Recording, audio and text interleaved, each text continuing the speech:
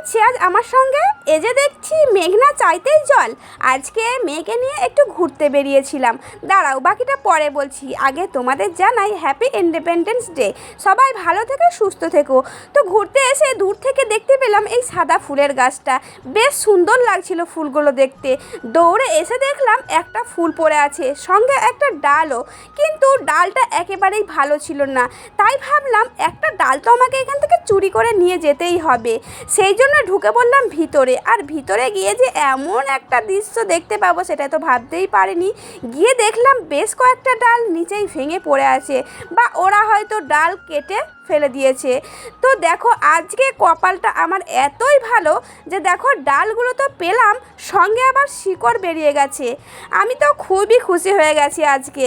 তো আমার ভিডিও ভালো লাগলে অবশ্যই কিন্তু একটা সাবস্ক্রাইব করে পাশে থেকো। হ্যাঁ, চলো টাটা।